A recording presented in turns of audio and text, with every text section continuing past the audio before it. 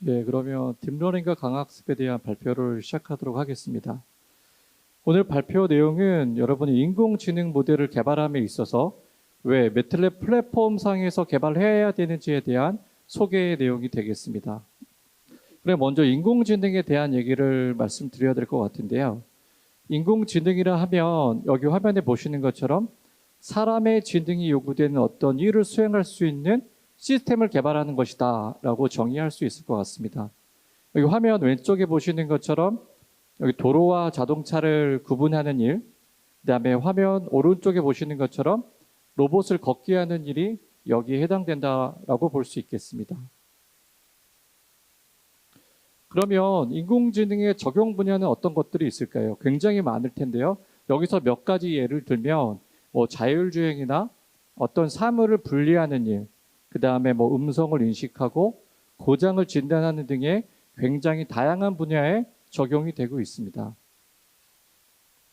그럼 이렇게 인공지능을 가능하게 했던 기술은 머신러닝과 딥러닝이라고 볼 수 있겠는데요. 머신러닝은 크게 세 가지 부류로 세분화할 수 있겠습니다.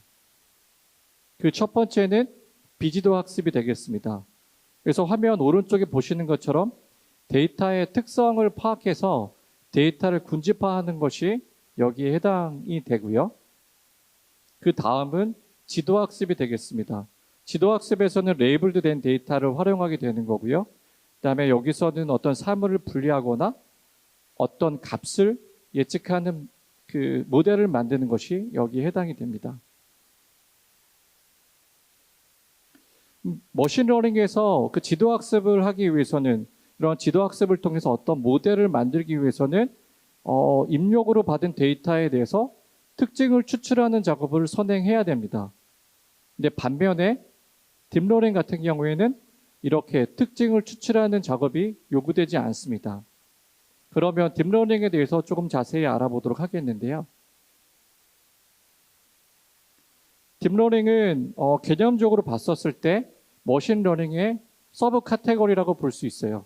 근데 여기서는 앞서 말씀드린 것처럼 특징을 자동으로 추출하는 기능이 포함되어 있고요. 사실은 그래서 딥러닝에서 추출되는 특징은 사실 딥 뉴럴 네트워크 아키텍처에 의해서 결정이 되는 거고요.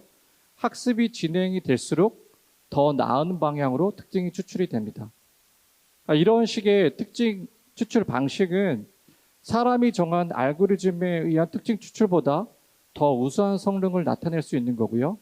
그래서 데이터가 충분히 많다면 딥러닝이 머신러닝보다 더 우수한 성능을 나타내는 요인이 됩니다.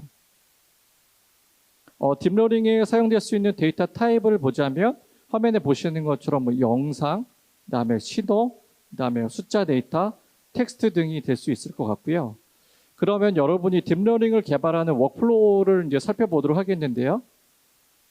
딥러닝의 워크플로우에서 제일 첫 번째 단계는 데이터를 준비하는 단계입니다.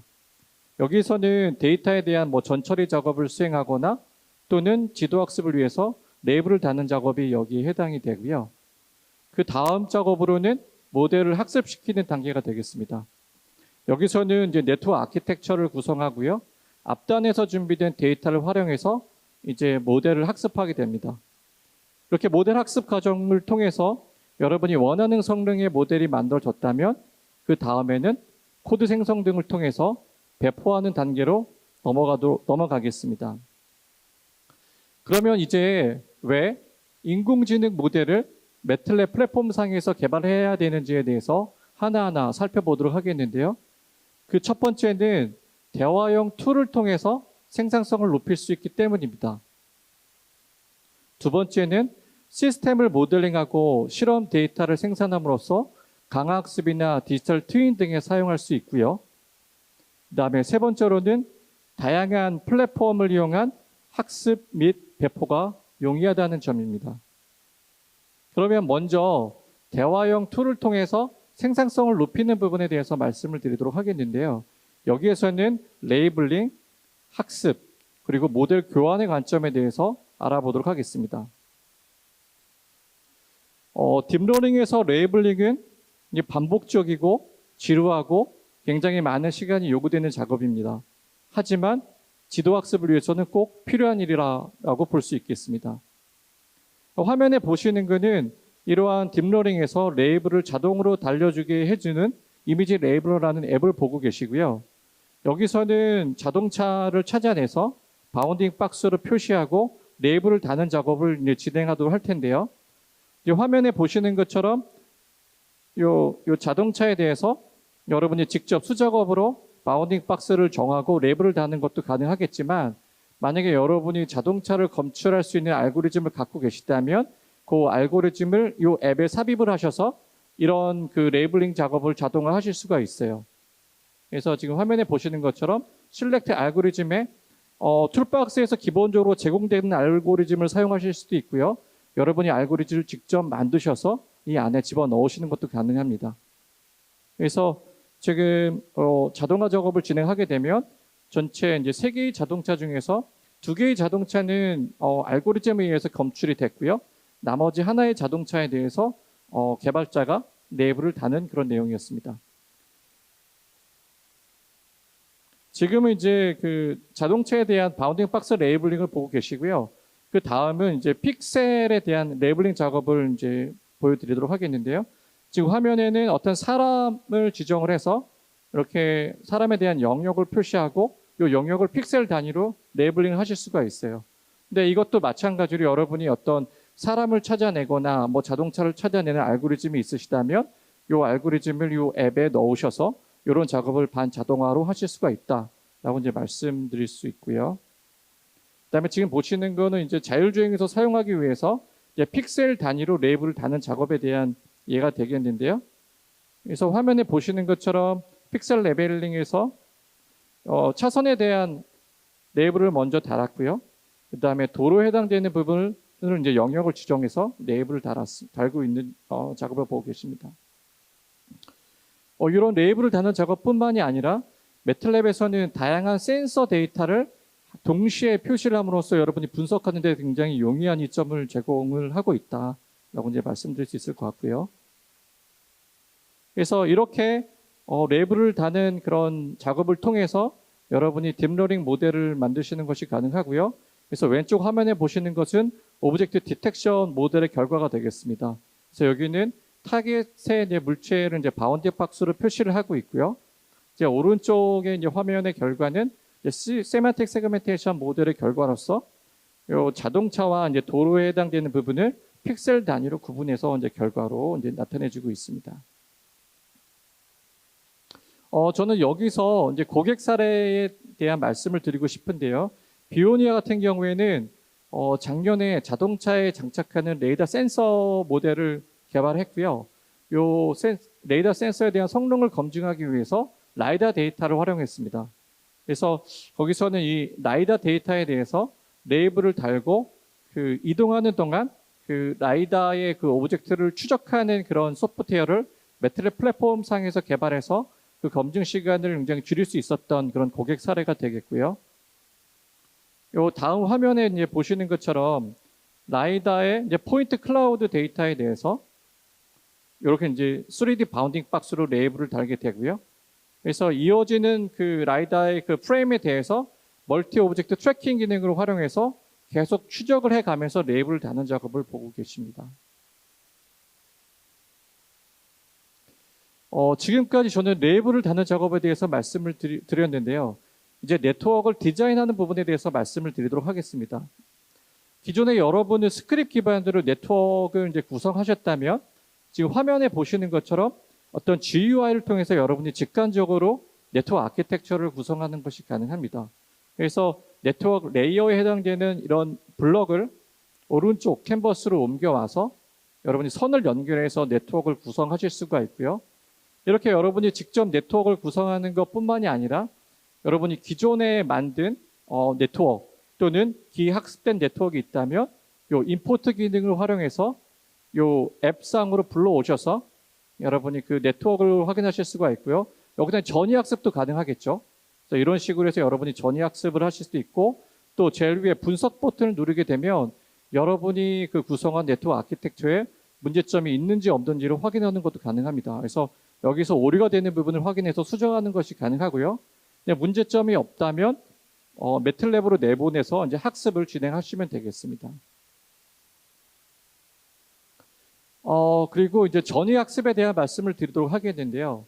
사실은 딥러닝이 오늘날 그 많은 발전을 할 수 있었던 이유 중에 하나가 전위 학습, 즉 기학습된 네트워크를 불러와서 일부 레이어를 수정함으로써 여러분이 원하는 형태의 모델을 구성하는 것이 굉장히 여러분의 그런 딥러닝 모델을 개발하는 데 있어서 되게 효율적인 어프로치이기 때문에 사실은 이런 방식을 적용하게 되면 여러분의 개발 시간을 단축시킬 수 있는 것뿐만이 아니라 더 적은 데이터로도 여러분이 원하는 성능의 모델을 만드는 것이 가능합니다.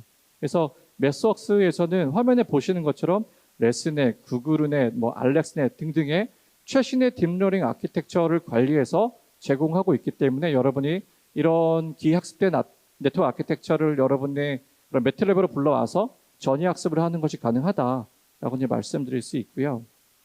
또는 다른 프레임워크의 네트워크를 매틀랩으로 불러오는 건 역시 가능합니다. 그래서 지금 이제 제일 처음에 말씀드릴 부분은 케라스나 카페에서 만든 모델에 대해서는 바로 매틀랩으로 불러오는 것이 가능하고요. 만약에 이런 네트워크가 아니라면 화면에 보시는 것처럼 파이토치나 카페2나 MXNet 등의 다른 프레임워크에서 만든 네트워크라면 여기 오넥스라는 일종의 허브 역할을 하는 프레임워크를 거쳐서 매틀랩으로 불러오는 것이 가능해요. 또 역으로 매틀랩에서 만든 모델에 대해서도 오넥스를 거쳐서 다른 프레임워크로 내보내는 건 역시 가능합니다.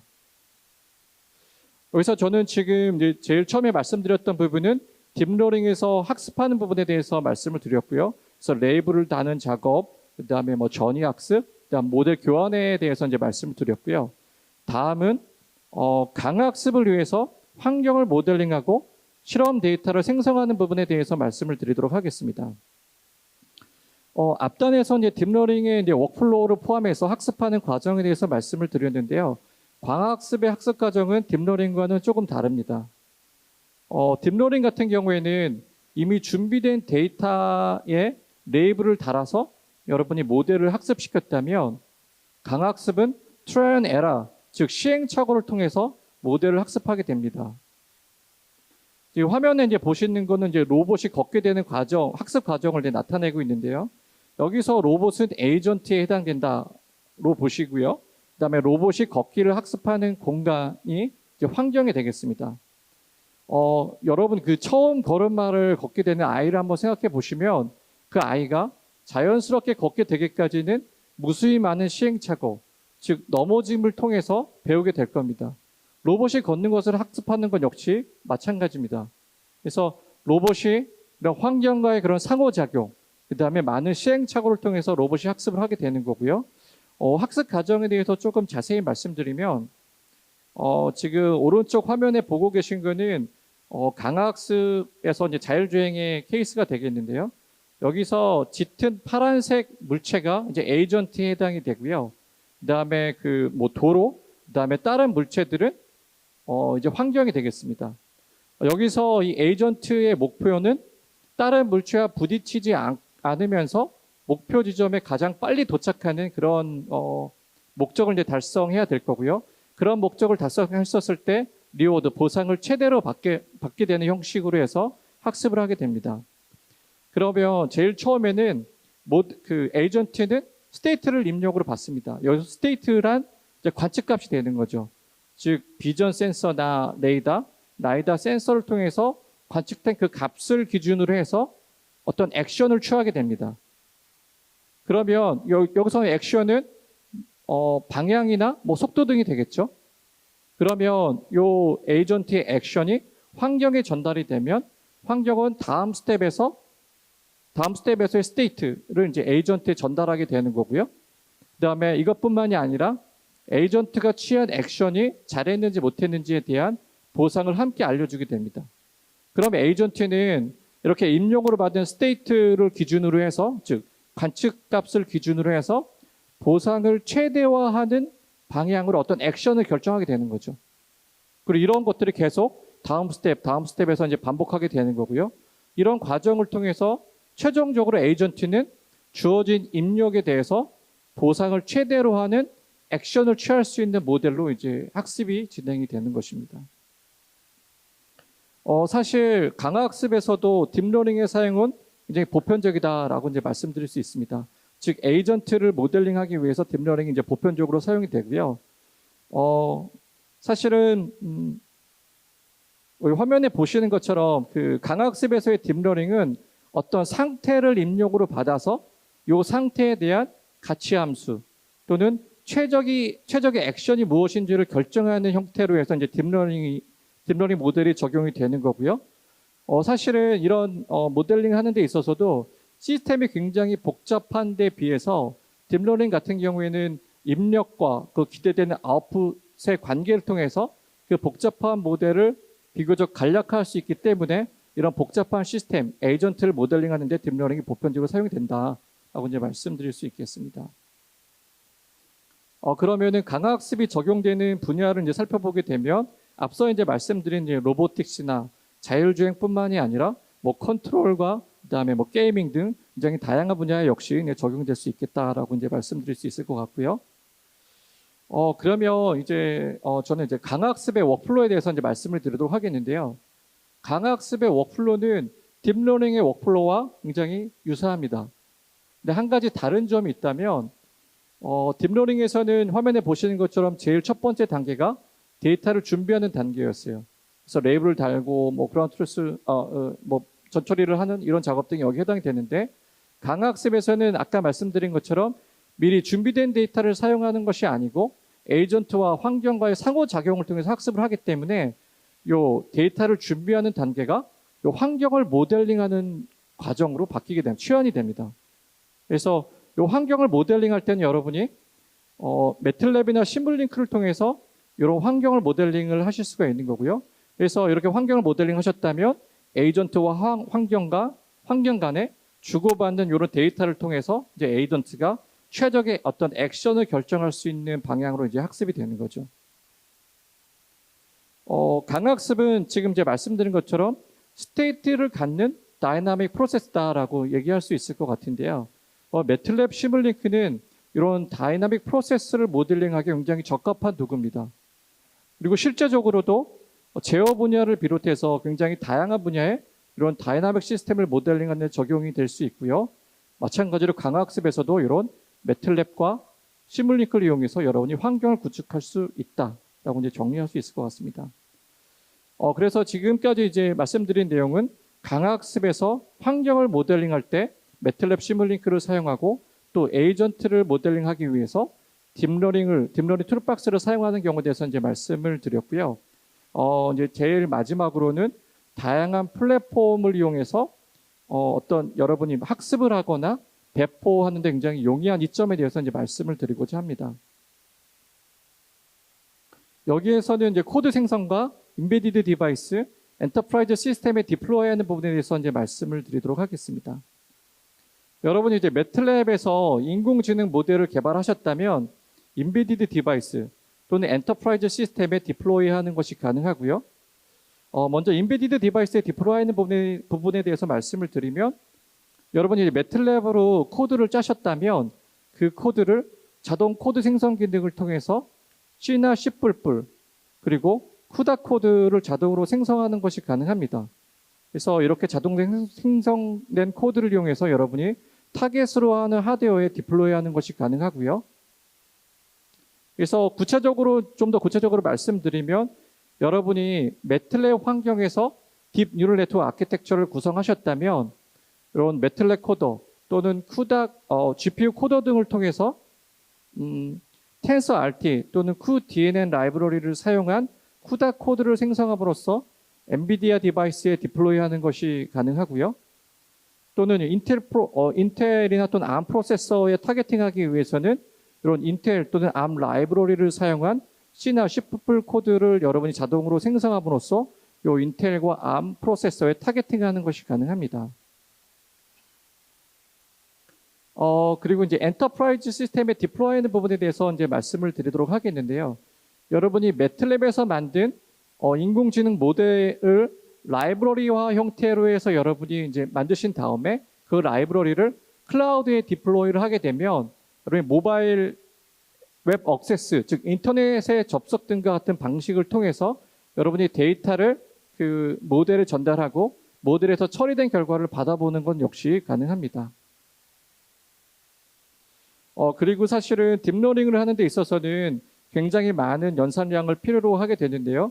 이런 연산량을 감당하기 위해서는 지금 화면에 보시는 것처럼 멀티코어 CPU 또는 GPU, 그다음 클라우드 형태의 다양한 플랫폼을 이용해서 다양한 하드웨어 플랫폼을 이용해서 여러분이 병렬 연산을 함으로써 여러분이 그 학습의 속도를 높이는 건 역시 가능하다라고 이제 말씀드릴 수 있겠습니다.